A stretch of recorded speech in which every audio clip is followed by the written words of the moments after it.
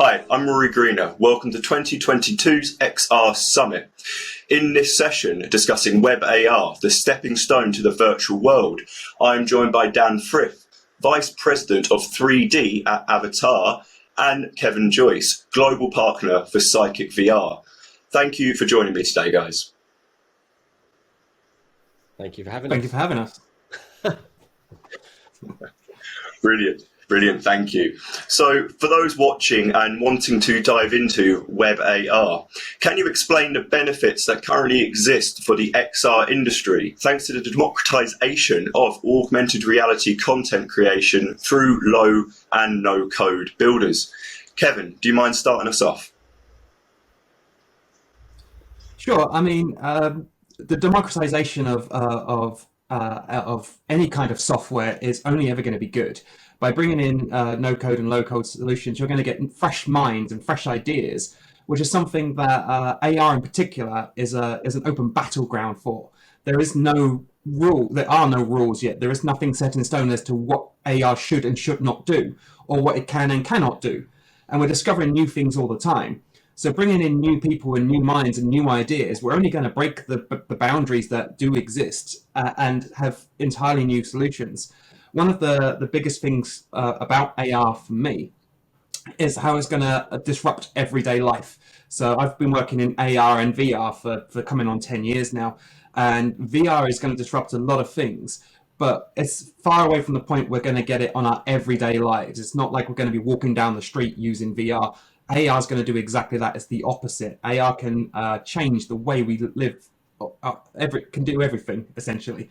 And as someone with a very poor memory, I'm really looking forward to AR reminding me, which is my favorite slice of bread, and which is the quickest route to get to the train station, or all these little tiny incidental things that AR can do. And the quickest way to get there is to have more people doing it using very simple solutions, having ideas of what they want. If I could go out and build those solutions right now, then they'd be available to everybody. It doesn't take massive corporations anymore. How about you, Dan? How do you feel about this?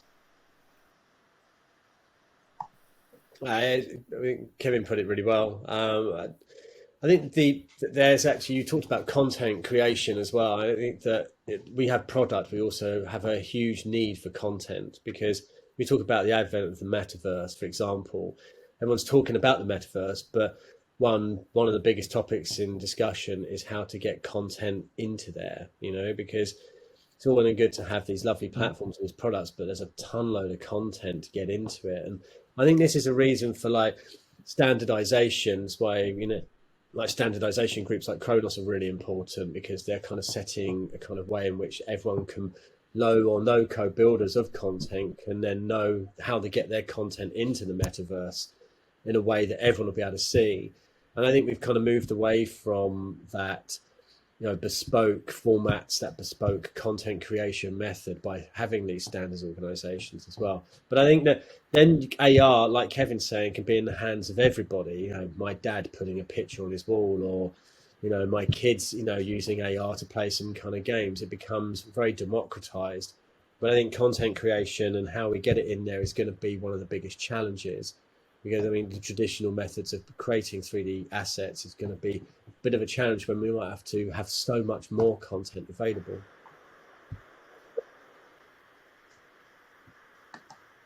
Brilliant, thank you. And how about off-the-shelf real-time 3D engines? How do these fit into the mix in WebAR?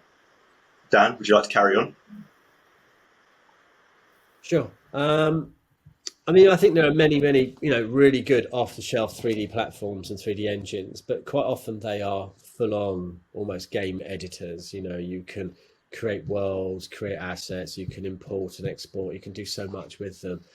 And I think that they are really beneficial especially for people who are developing their own metaverse worlds, or they're developing their own content, or they're developing their own products. And then these systems are really, impressive and extensive, but they often, from my perspective, often tie you into their ecosystem. And I think this is an important thing about having engines and platforms that other people can use. And I think this ties it nicely to what we were saying earlier about the content creation, that if you can standardize that approach and bring assets and content into maybe not necessarily off the shelf engines and platforms, then you can have a way of getting these products in front of everybody.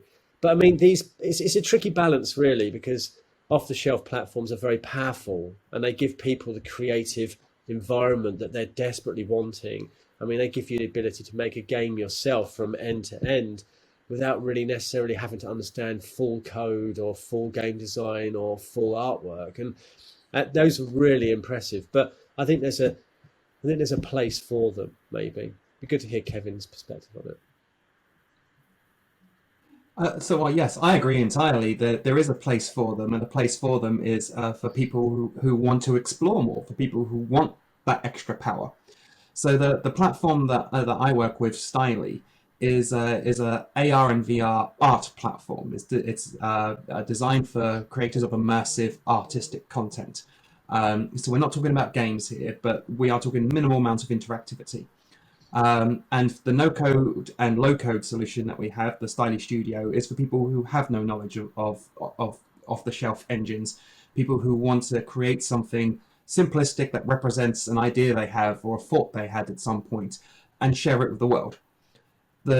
Using a real-time engine, using an off-the-shelf engine, they can add a lot more depth to those experiences. They can integrate it with Styly and still share the content in the same way as a no-code content creator. And for us, it basically is, if you want to extend your knowledge, you can extend your knowledge and go further and go deeper and push more complicated scenarios in AR and VR.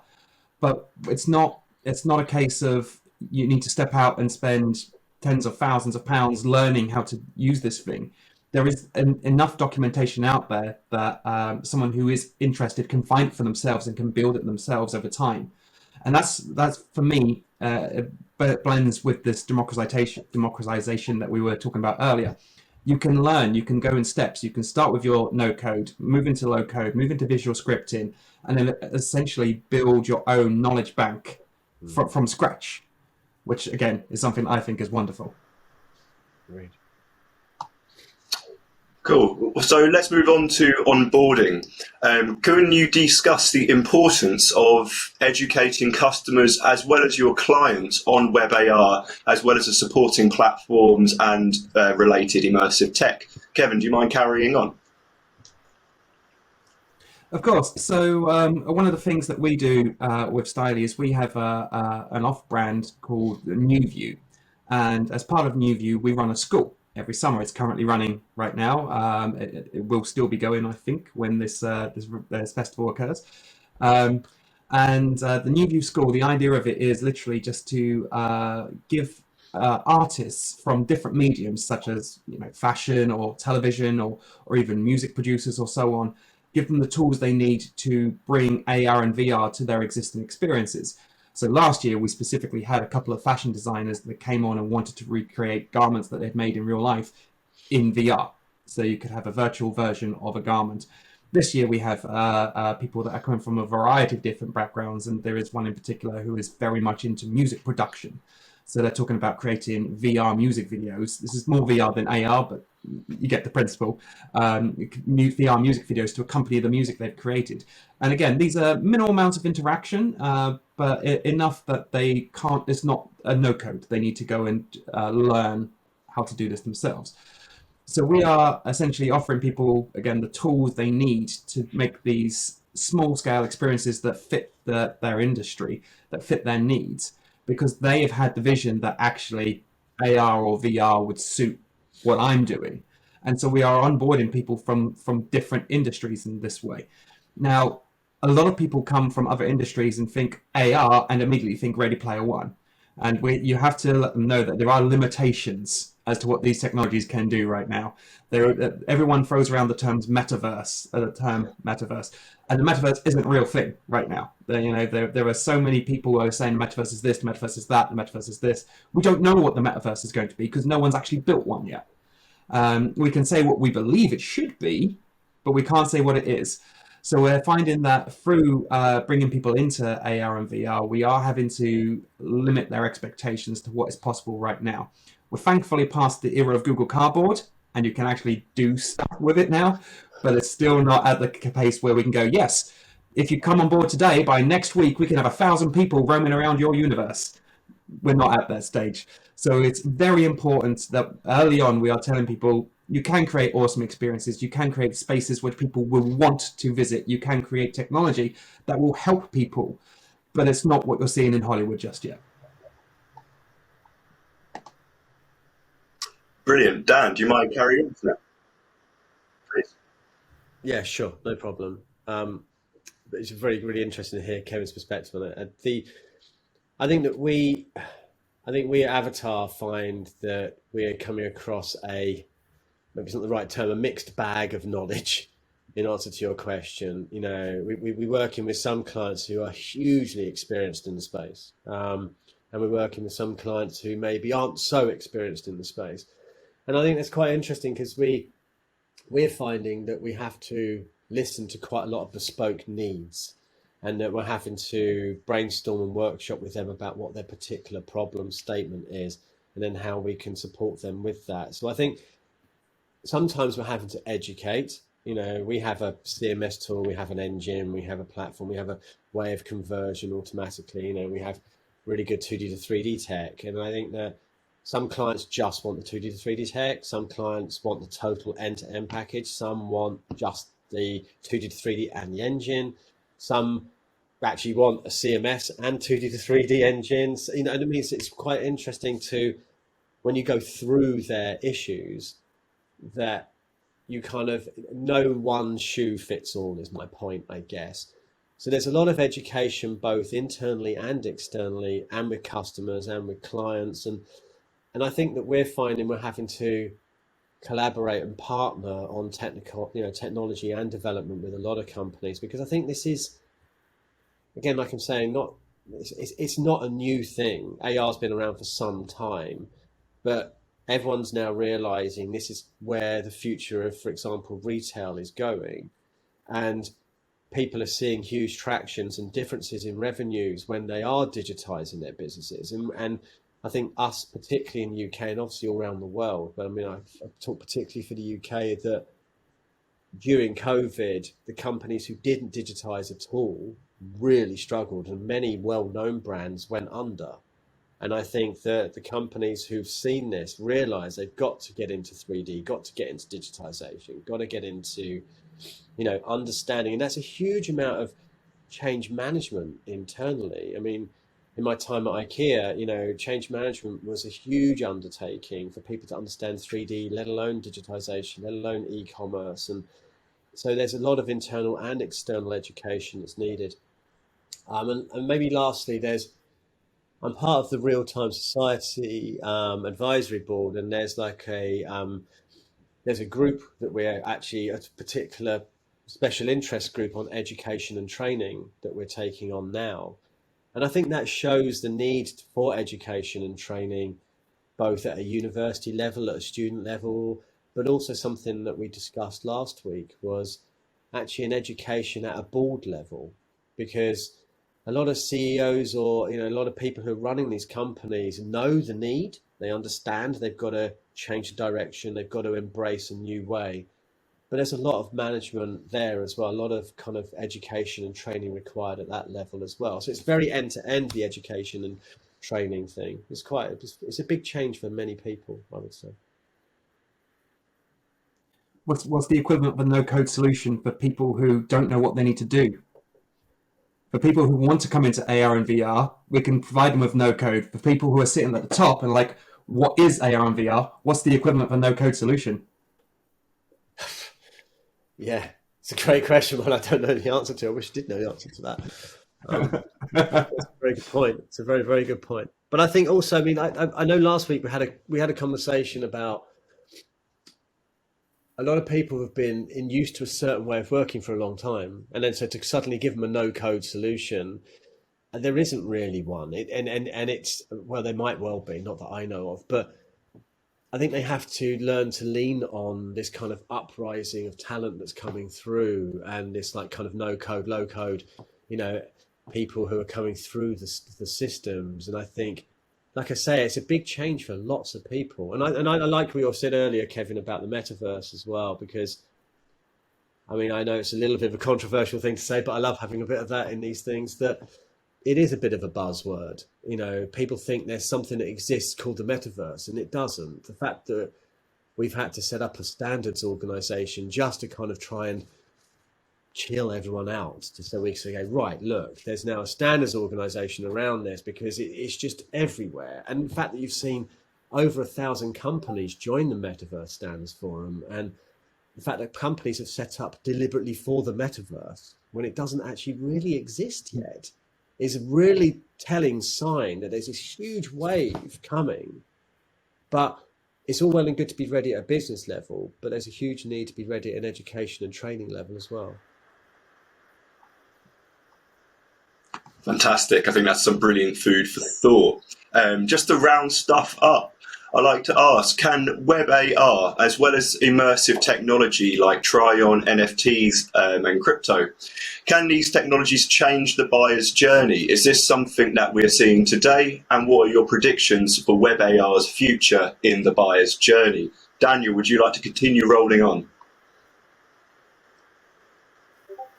Sure. Well, I say, when you say, can it change the buyer's journey? I think it already is. I mean, we're seeing like 3.5 time uplift conversions when people are using WebAR content or platforms and products. You know, there's a considerable average time spent on a product page, for example, when you compare 2D imagery, a static image of a product, compared to an interactive 3D product. You know, people generally spend a lot more time interacting and looking around a product in 3D than they do with a static image. And then that usually means they're more connected with a product, more connected with a brand. And then you generally see a big uplift. So you're already seeing a change in buyers' journeys through this. And I think this kind of comes along to one of our managers, like it's almost reimagining the camera or WebAR as the homepage now. So to put AR and to put iframes together and to put interactivity is going to become the default. I mean, the fact that Google has spent quite a lot of time and investment and money on making interactive 3D assets and 3D, you know, and WebAR on the default homepage when you search for something, sort of says everything. You know, it sort of says that people want to interact, people want to put stuff into AR. And I think, again, this tidal wave of metaverse coming, you know, is another example that this is something that's already happening. It's changing buyers, it's changing experiences, you know. And I think there's another thing as well about configuring and customizing, because static images and the way we used to shop through photography wasn't very customizable, wasn't very bespoke and tailored to an individual need. And when you talk about configurators and AR and WebAR and planners and customization, it suddenly makes it bespoke to you. And I know that we've seen a lot of, you know, at Avataar and before in IKEA as well, we saw a huge difference in people's buying mindsets when you could take their home into a store and a store into a home. Because suddenly I no longer had to rely on an image and a bit of information telling me if my sofa would fit. I can now place it in my room. I can move it around. And then it actually inspired people then to actually buy other stuff. You know, what would be great is this coffee table or this lamp placed on here. And suddenly it became a whole experience that people never thought of before. So you're already seeing this. It's a fascinating journey. Kevin.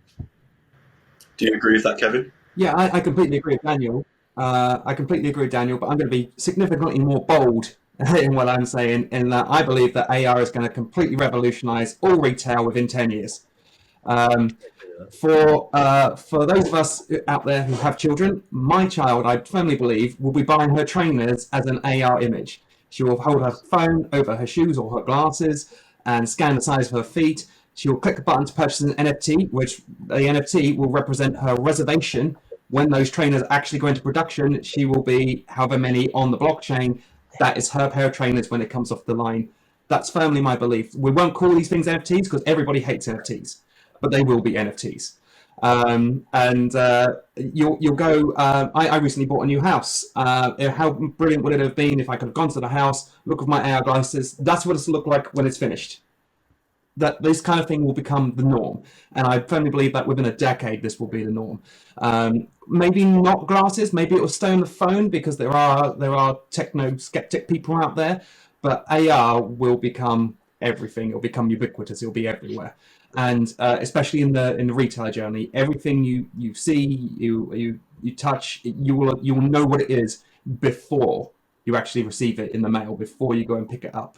It will all be digitally assigned to you long before the physical product arrives in your hands. And I'm not saying that people are just going to go and buy NFTs for their metaverse avatar or anything like that. I'm saying that the NFT is going to become a representation of a real world item. They're going to be attached, and there will be simple things like the demand for a Steam Deck that exists right now.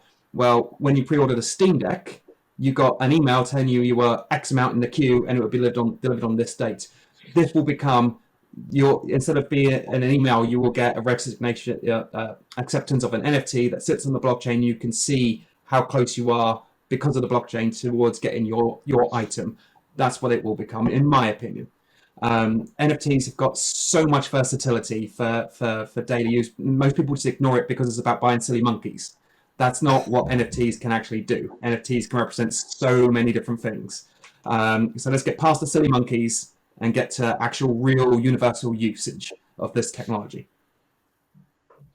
I think that, to touch on what you're saying there, Kevin, I've believed for a long time that the mobile phone era will slowly fade out, and it will become wearable. And I think that it will become a time when we will look back and go, do you remember mobile phones?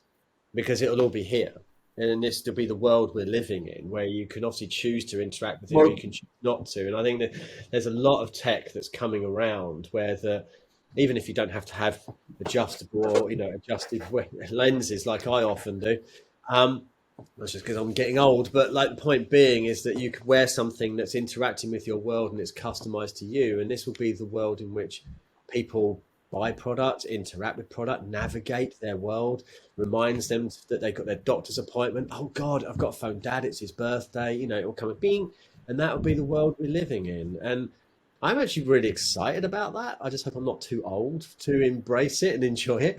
But I think it'll be, I agree with you. I think it's going to be how we basically interact with the world moving forward. Definitely. You said there that some of us will look back and go, do you remember when we used to phones? Well, those of us of a certain age already do that. We look back and go, do you remember when phones had buttons? And there are people who are already at the stage where they're going to university and they don't remember when phones had buttons. The phones that we have today are the phones that we, compared to the phones we had in our teens and 20s and so on, they're unrecognizable. They're not the same devices anymore. I don't know how often I make a phone call on my phone these days, maybe once a month. Whereas when I first got a mobile phone, that's all it did. It didn't even do text messaging. All it did was make phone calls. And now it's the lowest common denominator of a phone. I didn't know my phone could make phone calls.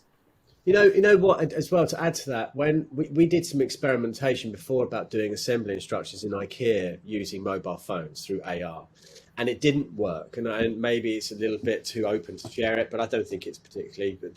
Like when we tried to do assembly instructions through mobile phones, the major problem was that people would look at a phone, they'd look at a product, they'd scan it, and we had all the tech to be able to show where the next piece went and do lovely things through AR.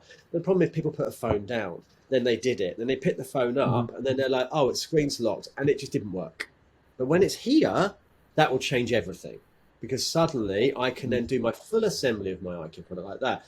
I'm walking down the street, and then I have a thought of like, "Oh, I didn't buy the bin bags for my bin at home." Just think about it and just speak it out loud. "Hey, glasses, can you please order those bags for me?" And it'll go ding, added. And it will just be something, you'll be so interactive with this world. It's going to be great. I'm really excited about it. I want to pull this back a moment to the art scene. Now, a piece that was recently made by Styly was at NFT NYC, an event that happened in New York, and Rory knows about this. Essentially, you would go to Times Square and scan the building. No NFT, no QR codes or anything like that. You just hold your phone up to the building. If you had the Starly app downloaded, suddenly the entire sky would become an AR experience created by 7 Japanese artists taken over Times Square. Now, this kind of thing, it was compatible with NFTs, and in the future on the Starly app, you will be able to purchase an NFT of that art piece directly through the app. But what we're talking about here is we're talking about content of all types. It's not just retail. It's not just education. It can be artistic. It can be, as you say, reminders to go buy bin bags. Everything can be changed by this technology. And it's just a matter of basically being brave enough to do it, to have those ideas. And this is circling back to the whole no code and low code. Where are we going to get the ideas to do these things? By having more people with different backgrounds and different ideas coming into the space. Give everybody a chance to make something. And if they make something that's rubbish, who cares? We've got 1,000 other people still making stuff. Yeah, and maybe I can just add one more thing as well. Like, as people may well know, Avataar's been developing a lot of neural radiance field technology and scanning. And so we do that through mobile devices, any device. It doesn't have to be through LiDAR tech, just takes photos. But if you can do that through a set of glasses, and I want to get my real world product into my virtual world, then I can just look at it, work around it, I get that scan, and then suddenly I've got a 3D representation of it. And then I could then effectively almost do a second life thing. I could live in my second life world and my real world, or I could merge the two together. And it's going to be really interesting to see how people start, because you've always seen in these technologies, people, creatives will change things. They'll do something different, and then when that scanning technology and the technology that Kevin's talking about is available to everybody, it's going to be fascinating to see how people transform the world around us. But I think the important thing here is what I like about wearables is the fact that you can just go, well, you know what, I'm done with that now. I'm going to be back in the real world and sit under a tree and read a book, and that's great. But of course, then I can go back into this environment. It's going to be nice to be able to have that ability to be able to switch in and out, I think. Good. That's fantastic. I think it's great to see both your excitement, but then also passion for the future of this technology. It's very easy to join in on that excitement, I must say, especially going from the hand to the eye with this sort of technology. That's fantastic. But I'd like to wrap it all up because that's all we have time for today. I'd like to thank you for all that insight. You provided so much for our readers to think about. Thank you very much for joining me today. Again, thanks for having us. It's been a pleasure. Yeah, nice to meet you, Kevin. Brilliant. Thanks, Rory. Thanks for And you too, Daniel. Fantastic stuff. I'm Rory Greener from XR Today. Get more XR news by following our social pages and follow this event's hashtag. Thanks so much for watching.